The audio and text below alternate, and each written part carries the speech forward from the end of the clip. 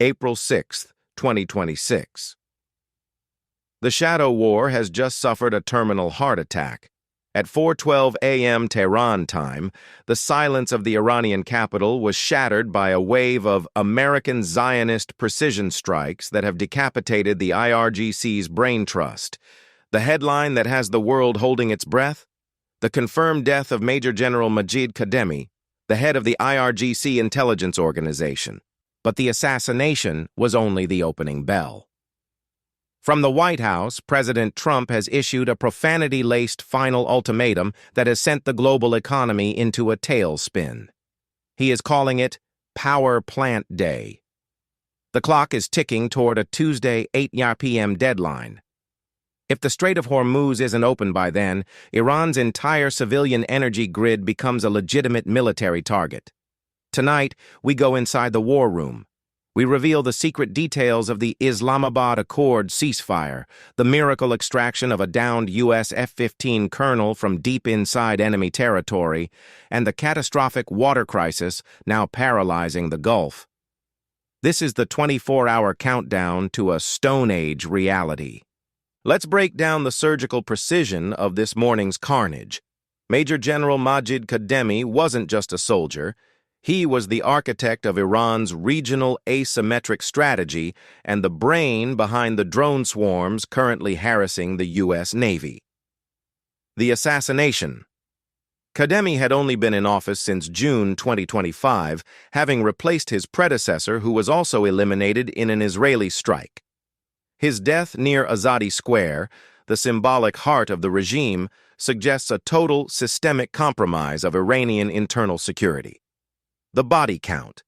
This wasn't a single lone wolf strike. A massive wave of ordnance hit 15 high-value locations in Tehran alone. At least 25 people are confirmed dead, including 15 in the capital.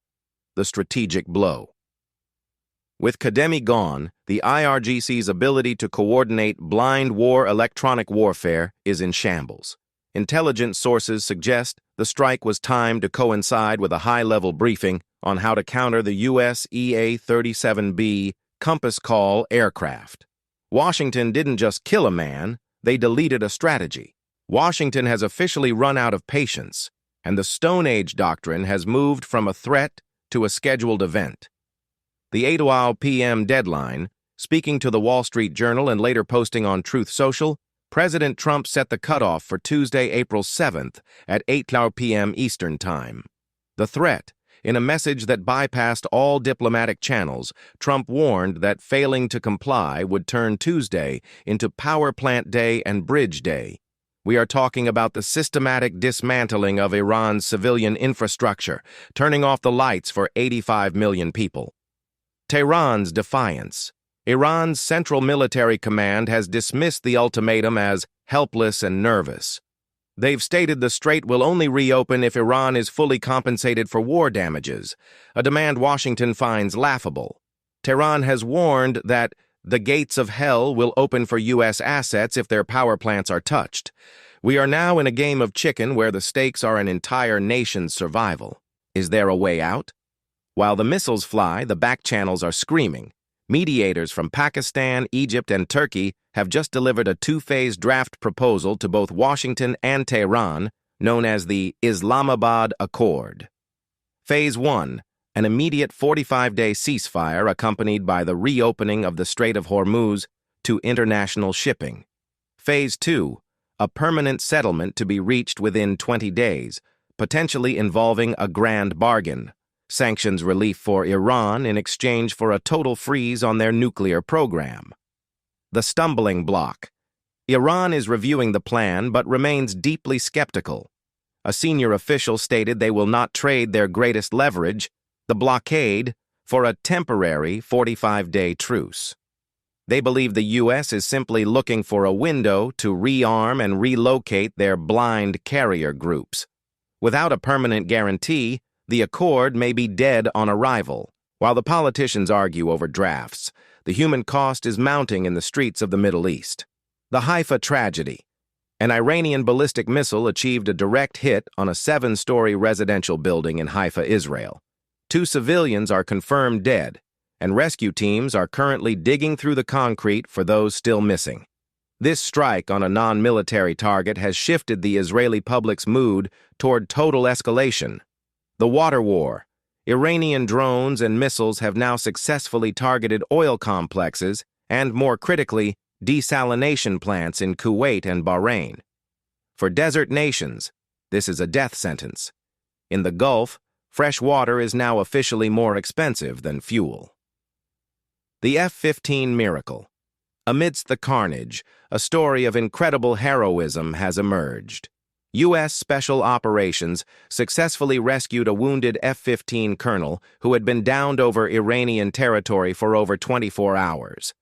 Using advanced stealth recovery tactics, the team extracted him from under the noses of IRGC search parties. The Pentagon is expected to release the hero's extraction footage later today to boost domestic morale. The geography of the Middle East is being rewritten by fear. The Lebanon alert. The BBC and the U.S. State Department have issued an emergency Level 4 alert.